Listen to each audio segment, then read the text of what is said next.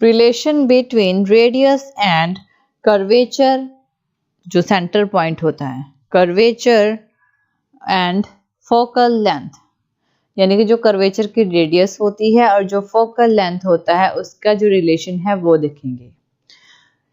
इसमें हमने एक कॉनकेव मिरर का यूज किया है, एक कॉनकेव मिरर लिया है और इस मिरर में हमने, इसका सेंटर प्रिंसिपल एक्सिस है, ठीक है, हमने एक पैरेलल रे ड्रॉ की है, यानी प्रिंसिपल एक्सिस के पैरेलल में एक रे जो कि इंसिडेंट रे है वो ड्रॉ की है।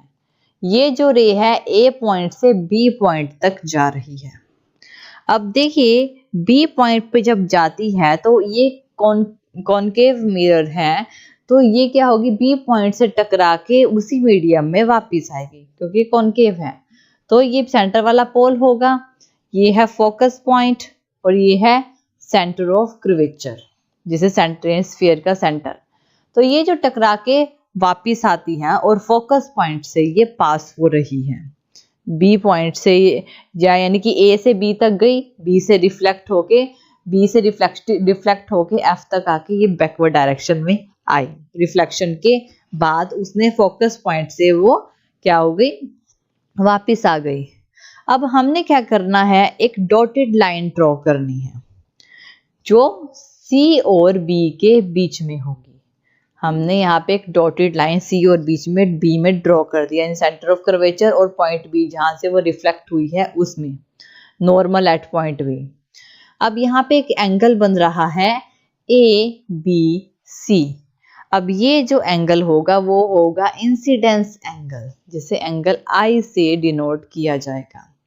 और एक और एंगल बनेगा जो कि रिफ्लेक्टिंग और सी के बीच में बनेगा, एफ बी सी। ये होगा एंगल आर, जिसे रिफ्लेक्टिंग एंगल बोला जाएगा।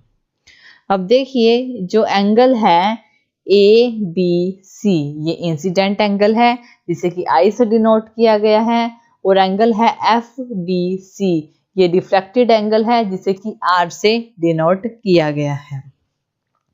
अब यहाँ पे अब ये जो एंगल है A B C incident angle और F B C reflected angle, ये जो दोनों एंगल होंगे ना, ये वाला एंगल और ये वाला एंगल दोनों सेम होंगे लॉ ऑफ रिफ्रैक्शन के अकॉर्डिंगली। इसके अलावा इसका अल्टरनेट क्या है, जो एंगल ए बी सी होता है, यहाँ पे जो रिफ्लेक्टेड एंगल होता है ना, वही एंगल यहाँ पे बनता है, यानी कि एफ सी बी पर।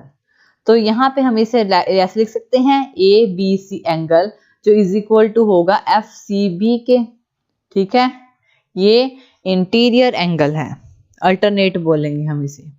अब यहाँ पे देखिए, यानी कि जो एफ बी सी एंगल है, यानी एफ बी सी एंगल है, वो इज इक्वल टू है एफ सी बी के बीच में एंगल बन रहा है, यानी ये वाला एंगल इस एंगल के इक्वल है, ठीक है, दोनों इक्वल हो गए, यानी कि F C is equal to आ जाएगा एफ बी के। अब इसमें क्या है, जो अपर्चर है कनकेव मिरर का, वो जो होगा वो स्मॉल होगा, किससे, रे ए बी से, वो जो बहुत क्लोज होगा। अगर मान लीजिए सपोज करते हैं कि अगर अपर्चर कनकेव मिरर का स्मॉल है, ठीक है, उस टाइम पे क्या होगा, अपर्चर की कम हमने पॉलिश किया हुआ है सरफेस, रिफ्लेक्टिंग सरफेस भी कम हो जाएगा, जिसकी वजह से जो ए बी रे जो यहाँ पे जा रही है, अगर इसको अपर्चर कम हो जाए तो ये जो है ये रे इतनी ऊपर जाने की बजाय प्रिंसिपल एक्सिस के पास से जाएगी, ठीक है ना, क्लोज हो जाएगी प्रिंसिपल एक्सिस के। और पॉइंट बी भी, जो पॉइंट बी है, अगर ये रे यहाँ से जाएगी तो पॉइंट बी यहाँ पे आएगा ना, तो बी भी प्रिंसिपल एक्सिस के क्लोज हो जाएगा, जो कि पोल के पास आ जाएगा।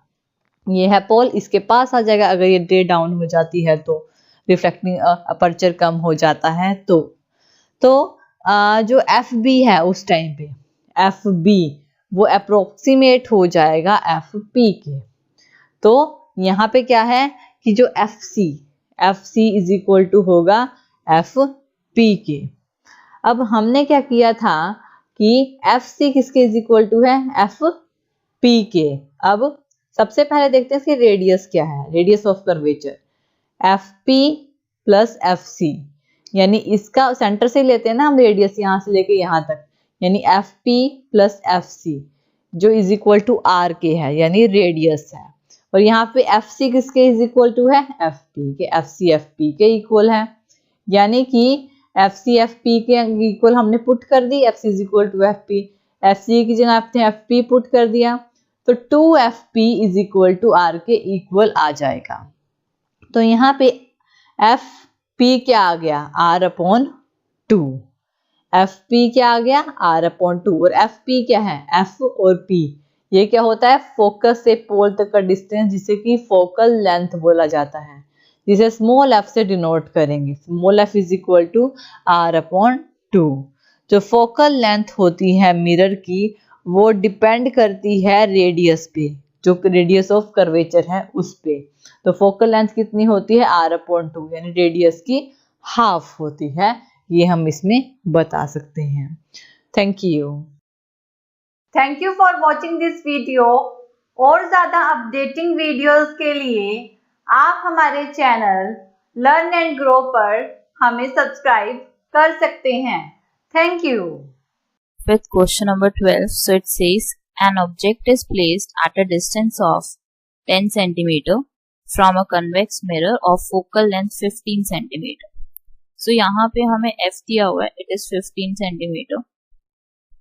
ऑब्जेक्ट प्लेस है आपका u पे, और ऑब्जेक्ट का जो डिस्टेंस होता है वो हमेशा नेगेटिव में होता है, that is -10 cm. Focal length आपकी पॉजिटिव में होगी क्योंकि कन्वेक्स मिरर है। अब यहाँ पे हमें पोजीशन निकालना है और नेचर निकालना है इमेज का। सो पोजीशन कैसे निकलेगा, it will be 1/v plus 1/u equals 1/f, क्योंकि हमें दो वैल्यूज नोन है यहाँ पे, एक वैल्यू हम निकाल लेंगे। सो 1/v equal 1 of f minus 1/u। f और u की वैल्यू पुट करो, f is 15, u is -10, so you gate 1/15 plus 1/10। 15 और 10 का एलसीएम हो जाएगा आपका 30। फर्स्ट टर्म को आप 2 से मल्टीप्लाई करोगे, so it is 2। Second term को आप 3 से मल्टीप्लाई करोगे, it is +3, so you get 5/30, और you can write it as 1/6। तो आपकी 1/v की वैल्यू आ गई, इट इज 1/6। अगर आप इसको क्रॉस मल्टीप्लाई करोगे, यू विल गेट +6 cm.